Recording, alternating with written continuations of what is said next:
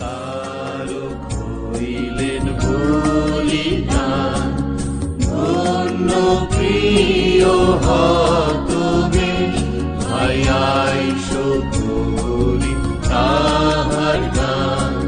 ধন্য প্রিয় হতবেশ, সেই মেষ, সেই মেষ, সেই হতবেশ, সেই যিশু নাম মোর প্রিয়। প্রিয় শ্রোতা বন্ধু, প্রভাত মননে স্বাগত জানাই। আজ দেখার চেষ্টা করব চার্চের বৈচিত্র্য।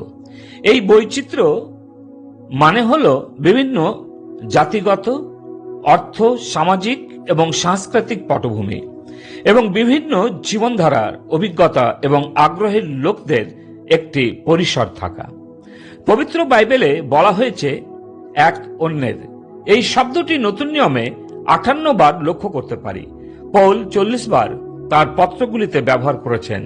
এক অপরকে প্রেম করো 11 বার ব্যবহৃত হয়েছে এবং সুসমাচার পুস্তকগুলিতে 7 বার ব্যবহৃত হয়েছে। রোমিও তার 12 অধ্যায় 5 পদে পাঠ করি, আমরা খ্রিস্টে এক দেহ এবং প্রত্যেককে পরস্পর অঙ্গ প্রত্যঙ্গ। যে শব্দটি জোর দেওয়া হয়েছে তা হল পরস্পর অঙ্গ প্রত্যঙ্গ। এটা স্পষ্ট করে প্রতিটি বিশ্বাসীর পরস্পরের সম্পর্ক খ্রিস্টেতে আমরা প্রাপ্ত হয়েছি। তাই খ্রিস্টের মণ্ডলীতে আমরা সর্বশ্রেণীর মানুষকে লক্ষ্য করতে পারি, যেখানে সমস্ত জাতি, ভাষাবৃন্দের লোক রয়েছে। এই বৈচিত্র্য আর অন্য কোনো ধর্মে দেখা যায় না। কেবলমাত্র খ্রিস্টই প্রত্যেক ব্যক্তিকে এই সুযোগ করে দিয়েছেন। এরপর লক্ষ্য করুন, রোমিও 12 অধ্যায় 10 পদে লেখা আছে, ভাতৃপ্রেমে পরস্পর স্নেহশীল হও, যেটাকে বলা হচ্ছে এক অপরের প্রতি নিবেদিত। এই শিক্ষা কেবলমাত্র পবিত্র বাইবেল আমাদের দেয়। যখন একজন ভাই ও বোন প্রভু যিশুতে বিশ্বাস স্থাপন করে, সেই মুহূর্তে আমরা পরস্পর ভাই ও বোন এবং এই সম্পর্ক চিরস্থায়ী। যদিও আমরা এক মায়ের গর্ভে জন্মগ্রহণ করিনি, কিন্তু আমাদের এই সম্পর্ক অটুট। পরের শব্দটি লক্ষ্য করুন, রোমিও 12 অধ্যায় 10 পদে লেখা আছে, সমাদরে একজন অন্যকে শ্রেষ্ঠ জ্ঞান করো। প্রভু যিশু যখন পৃথিবীতে ছিলেন, তিনি নিজের জীবন দিয়ে শিখিয়েছিলেন অপরকে সম্মান ও সমাদর করতে, আর এর জন্য তিনি নিজেই সবার ছোট হয়েছিলেন, এমনকি শিষ্যদের পা ধুয়ে দিয়েছিলেন। রোমিও 15 অধ্যায় 5 পদে লেখা আছে, পরস্পর এক মনা হও। এই বিষয়ে চিন্তা করতেও আশ্চর্য হতে হয়, কারণ এক পরিবারে জন্মগ্রহণ করেও একজন এক চিত্ত হতে পারেনি। ভাই ভাইকে সহ্য করতে পারে না, বোন নিজের বোনের প্রতি হিংসা করে, কিন্তু খ্রিস্টেতে আমরা দেখতে পাই সমমনা পরস্পরের প্রতি। তাই তো এক বিশ্বাসী ভাই বা বোন যদি কষ্ট পায়, তখন আমাদের কষ্ট হয়। এটা কি বৈচিত্র্য বিষয় নয়? রোমিও 15 অধ্যায় 7 পদে লেখা আছে, তোমরা একজন অন্যকে গ্রহণ করো।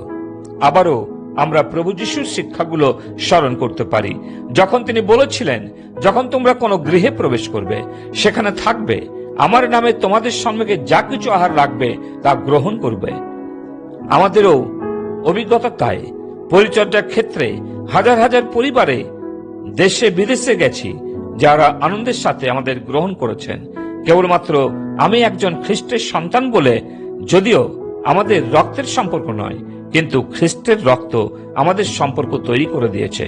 আজ সবার উচিত এক অন্যকে গ্রহণ করা।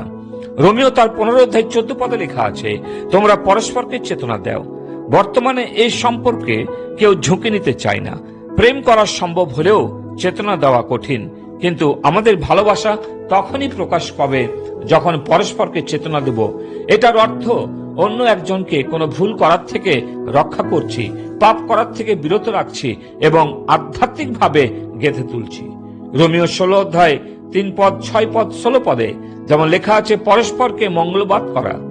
বর্তমানে বিশ্বাসী মণ্ডলীতে যেন এই মঙ্গলবাদ শীতল হয়ে যাচ্ছে, বরং একজন অন্যকে মুখ ফিরিয়ে নিচ্ছেন, মুখ দেখতে চান না। সামনে দিয়ে আসতে দেখলে অপর বিশ্বাসী অন্য পথে পাশ কাটিয়ে চলে যান। কিন্তু প্রকৃত বিশ্বাসীর কর্তব্য পরস্পরকে মঙ্গলবাদ জানানো। সাধু পৌল এই বিষয়ে আজ্ঞা দিয়েছেন। গালাতীয় 5 অধ্যায় 13 পদে লেখা আছে, একজন অন্যের দাস হও।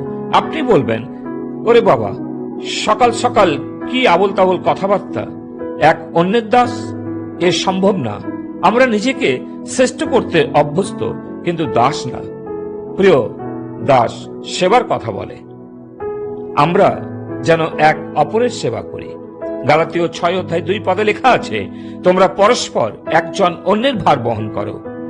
হায় রে, আমি নিজেরই ভার বহন করতে হাবুডুবু খাচ্ছি, আবার অন্যের জন্য অন্যের ভার। অসম্ভব ব্যাপার। কিন্তু প্রিয়, যদি কেউ খ্রিস্ট যিশুকে ভালোবাসে তাহলে এটা সম্ভব। এফেসীয় 5:21 বলে, খ্রিস্টের ভয়ে একজন অন্যজনের বশীভূত হও, পরস্পরের প্রতি বাধ্য থাকা এবং এক অপরের কথা শোনা। আবার যেমন প্রথম থেসসালোনিকীয় 5:11 বলে, তোমরা পরস্পরকে আশ্বাস দাও। এটা হচ্ছে উৎসাহ প্রদান। আমাদের প্রত্যেকের উচিত উৎসাহ দেওয়া এবং খ্রিস্টেতে একজন অন্যজনকে গেঁথে তোলা। আসুন, আমরা 11টা বিষয় দেখলাম যা আমাদের পরস্পরের প্রতি কর্তব্য বা করা উচিত। ঈশ্বর আমাদের সাহায্য করুন যেন আমরা তা করতে পারি। পিতা ঈশ্বর, তোমাকে ধন্যবাদ দিই যে আজকের সকালে আমাদের দেখিয়েছ যে খ্রিস্ট মণ্ডলীর যে বৈচিত্র্য, তা যেন আমরা এক অপরকে প্রকাশ করতে পারি, অপরকে ভালোবাসি। যেন প্রভু আমরা অপরকে মঙ্গলবাদ করি, যেন স্নেহ করি, যেন প্রভু অপরের প্রতি আমরা নিবেদিত হই। তুমি সেই অনুগ্রহ তুমি আমাদের দাও। সবার উপরে যেন অপরকে প্রেম করি।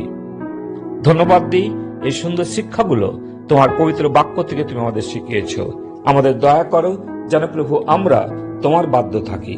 প্রার্থনা মুক্তিদাতা প্রভু যিশু নামে চাই, আমেন।